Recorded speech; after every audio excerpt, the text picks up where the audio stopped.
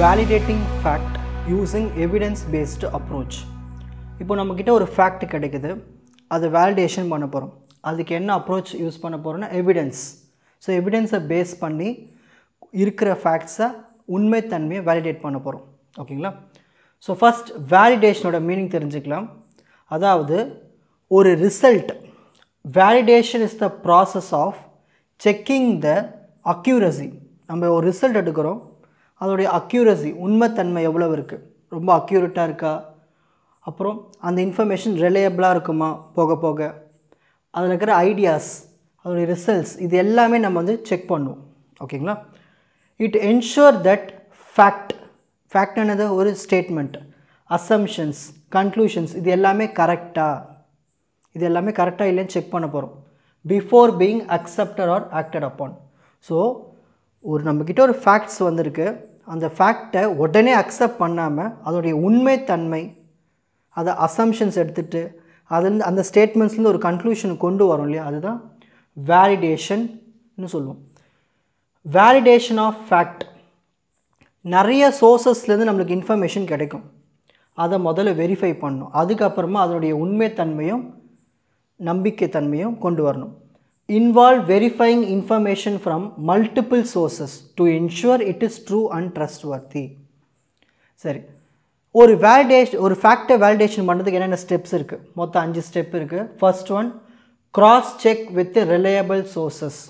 முதல்ல புக்ஸில் பார்க்கணும், ரிசர்ச் பேப்பர்ஸில் பார்க்கணும், எக்ஸ்பர்ட் யாருன்னா சொல்கிறத கேட்கணும். அதுக்கப்புறமா எக்ஸாமைன் எவிடன்ஸ், சில டேட்டாஸ் கிடைக்கும், எக்ஸ்பிரிமெண்ட் பண்ணுவோம், அதுலேருந்து ஒரு அப்சர்வேஷன்ஸ் கொண்டு வரும், இதெல்லாம் வந்து எவிடன்ஸ். செக் கன்சிஸ்டன்டி, அதாவது திரும்ப பண்ணும்போது ஒரே ஆன்சர் வருதா, சேம் நாலேஜ் கிடைக்குதான்னு செக் பண்ணணும். Does it align with established knowledge. Evaluate credibility, அதாவது சோர்ஸ் ரிலையபிலிட்டி அண்ட் பயஸ், அதாவது அந்த சோர்ஸ் வந்து ரிலையபிளாக கிடச்சிக்கிட்டே இருக்கணும். ஓகேங்களா? அது ரிலையபிளாக இருக்குமா அந்த இன்ஃபர்மேஷன், நம்ம ஒரு நாலேஜ் கெயின் பண்ணி ஒரு கன்க்ளூஷன் வரும்போது அந்த இன்ஃபர்மேஷன் ரிலையபிளாக இருக்குமா? எக்ஸாம்பிள் பார்க்கும்போது இன்னும் ஈஸியாக புரியும். சீக் பீர் ரிவ்யூ, அதாவது எக்ஸ்பர்ட்டுக்கிட்டேயோ இல்லை கம்யூனிட்டி ஃபீட்பேக் மூலியமாவோ நம்ம கொஷின் கேட்கும்பொழுது அதுலேருந்து வர இன்ஃபர்மேஷன்ஸை நம்ம தெரிஞ்சுக்கணும், அதுலேருந்து வேலிடேஷன் பண்ணிக்கணும். இதில் ஃபஸ்ட்டு பார்க்க போகிறது ஹைபோதெசிஸ் டெஸ்டிங் அண்ட் வேலிடேஷன். ஹைபோதெசிஸ்னால் என்னது? A hypothesis is a proposed explanation or assumption about a phenomenon that can be tested through research or experiment. So நம்ம ரிசர்ச் பண்ண போகிறோம், சில எக்ஸ்பிரிமெண்ட் பண்ண போகிறோம், அதுலேருந்து ரிப்பீட்டடாக அது பண்ணும்போது அதில் நம்ம டெஸ்ட் பண்ணி ஒரு எக்ஸ்ப்ளனேஷன் கொண்டு வரும், ஒரு அசம்ஷனுக்கு வருவோம், அதுதான் ஹைபோதெசிஸ்ன்னு சொல்லுவோம். It is an educated guess based on observation prior knowledge. So நம்ம எக்ஸ்பிரிமெண்ட் பண்ணுறோம், அதில் அப்சர்வேஷன் வேல்யூஸ் கிடைக்குது, அந்த நாலேஜை பயன்படுத்தி ஒரு கெஸ் பண்ணுறோம், இது இப்படி நடக்கலாம்னு, அதுதான் ஹைபோதெசிஸ். இம்பார்ட்டன்ஸ் ஆஃப் டெஸ்டிங் அ ஹைபோதெசிஸ், இப்போது கிடைச்சதை டெஸ்ட் பண்ணி பார்க்க போகிறோம். To determine whether the assumption is true or false. So நம்ம ஒரு அசம்ஷன் கொண்டு வந்துட்டோம், இது ட்ரூ ஆர் ஃபால்ஸ்ன்னு செக் பண்ணுறதுக்கு முக்கியமாக இருக்குது. To generate new knowledge and improve understanding. So நம்ம ஒரு அசம்ஷனுக்கு வந்திருக்கோம், அதிலிருந்து இன்னும் எக்ஸ்ட்ரா ஒரு நாலேஜ் கிடைக்கும், ஒரு புது நாலேஜ் கிடைக்கும். அது மட்டும் இல்லாமல் எரர், ஏதாவது தப்பான இன்ஃபர்மேஷன்ஸ் இருந்தாலும் அதில் ரிமூவ் பண்ணுறதுக்கு யூஸ்ஃபுல்லாக இருக்கும். To eliminate errors or misconceptions before accepting a conclusion. Steps for hypothesis testing and validation. மொதல் step, formulate a good hypothesis. அதாவது ஒரு கரெக்டான இதுதான் நடக்க போகுதுன்னு முதல்ல ஒரு ஸ்டேட்மெண்ட் கொண்டு வந்துடணும். Should be clear, specific and testable.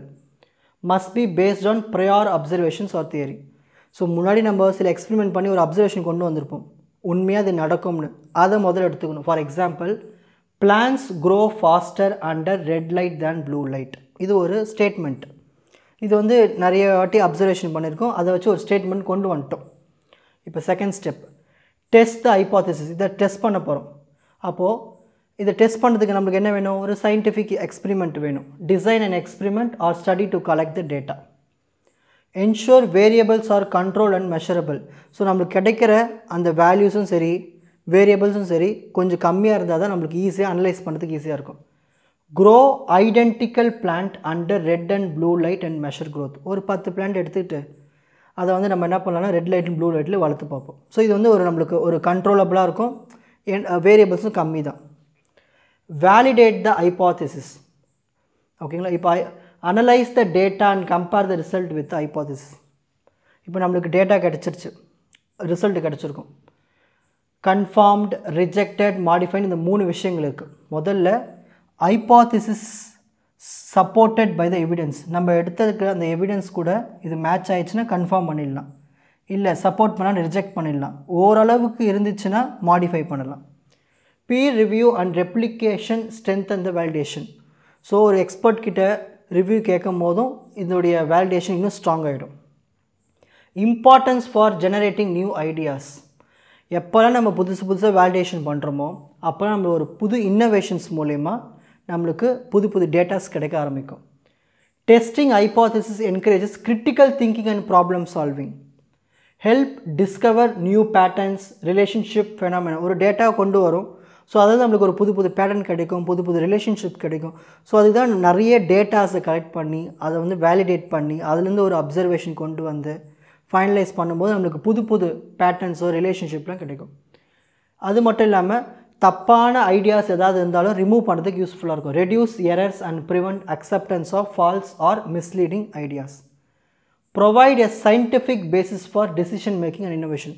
So ஒரு வேலிடேஷன் பண்ணி ஒரு ஸ்டேட்மெண்ட் கொண்டு வந்தாச்சு, 100% அக்செப்டபிளாக இருந்துச்சுன்னா அப்போ நம்ம என்ன பண்ணால் அது சயின்டிஃபிக்காக கொண்டு போகும்போது இன்னும் அந்த வேலிடேஷன் டெஸ்டிங் பர்ஃபெக்டாக இருக்கும்.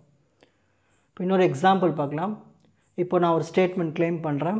Drinking green tea reduces the risk of heart டிசீஸ்னு ஒரு ஸ்டேட்மெண்ட்டு கொடுத்துருக்கேன். முதல்ல நான் என்ன பண்ண போகிறேன்னா கிளைம் பண்ண போகிறேன். The claim is about green tea and heart health. இது 2 முக்கியமான விஷயம் என்னது? Green tea, heart disease. Green tea குடித்தா ஹார்ட் டிசீஸ் வராது. இந்த மாதிரி இப்போ எவிடன்ஸ் கலெக்ட் பண்ண போகிறேன். இது எங்கே தான் கலெக்ட் பண்ணலாம்? நிறைய ஜேர்னல்ஸ் போட்டிருப்பாங்க, நிறைய பேர் பீர் ரிவ்யூடு ஜேர்னல்ஸ் அப்படின்னு என்னதுன்னா எக்ஸ்பர்ட்டு ஜேர்னல்ஸ்லாம் போட்டிருப்பாங்க இதை பற்றின இன்ஃபர்மேஷன் சயின்டிஃபிக்காக. அதை முதல்ல போய் பார்க்கணும். அப்புறம் WHO இதை பற்றி ஏதாவது டேட்டாஸ் கொடுத்துருந்தா அதை போய் அனலைஸ் பண்ணணும். அதுலேருந்து ஒரு மெட்டா அனலைசிஸ் செக் பண்ணணும். மெட்டா அனலைசிஸ் தெரியல, இன்னும் மெட்டா டேட்டாஸ், அதோட சப்டிவிஷன் டேட்டாஸ் எல்லாத்தையும் அனலைஸ் பண்ணும்போது நம்மளுக்கு ஒரு டேட்டாஸில் எவிடன்ஸ்லாம் கிடைக்கும். முதல்ல அதெல்லாம் கலெக்ட் பண்ணிக்கணும். இப்போ அடுத்தது அந்த எவிடன்ஸ் அனலைஸ் பண்ண போகிறோம். அது எப்படி அனலைஸ் பண்ணலாம்? ஒரு சாம்பிளுக்கு ஒரு சில டேட்டாஸ் எடுத்துகிட்டு அதை வந்து அது ஒரு மாடல் மாதிரி க்ரியேட் பண்ணி அதுலேருந்து ஒரு ரிசல்ட்டை எடுத்து அந்த ரிசல்ட் வந்து ஸ்டாட்டிஸ்டிக்கலி சிக்னிஃபிகண்ட்டாக இருக்கா இல்லைன்னு செக் பண்ணுவோம் ஒரு கிராஃப் மூலயமாவோ. ஓகேங்களா?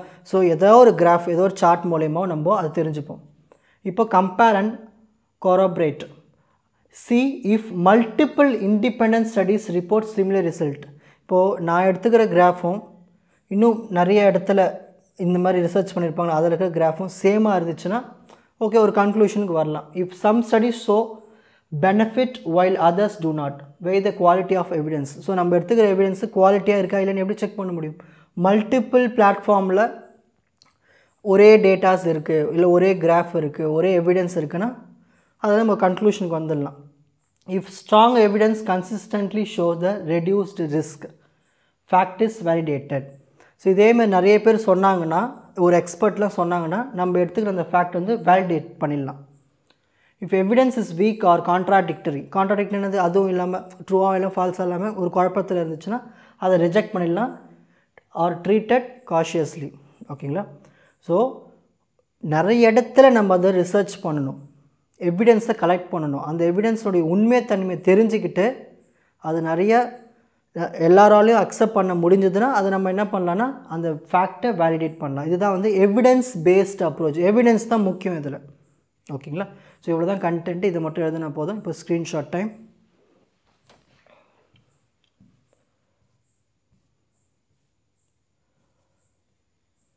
ஸோ ஃபஸ்ட் வேலிடேஷன்னா என்ன, வேலிடேஷன் ஆஃப் ஃபேக்ட்ஸ்னால் என்ன, ஒரு ஃபேக்ட்ஸை வேலிடேட் பண்ணுறதுக்கான ஸ்டெப்ஸ், ஹைபோதசிஸ்னால் என்ன, ஒரு ஹைபோதசிஸை டெஸ்ட் பண்ணுறதுக்கான இம்பார்ட்டன்ஸ் என்னென்ன இருக்குது, steps for hypothesis testing and validation, step 1, step 2, step 3, அதோடைய இம்பார்ட்டன்ஸ்,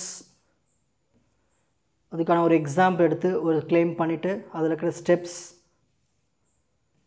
ஃபைனலாக ஒரு கன்க்ளூஷனுக்கு வரும். உங்களுக்கு இந்த கண்டென்ட் ஈஸியாக புரிஞ்சிருக்கும்னு நினைக்கிறேன். வாட்ச் அதர் எபிசோட்ஸ் இன் த appropriate playlist. Fuji silver academy strength success directive. வணக்கம்.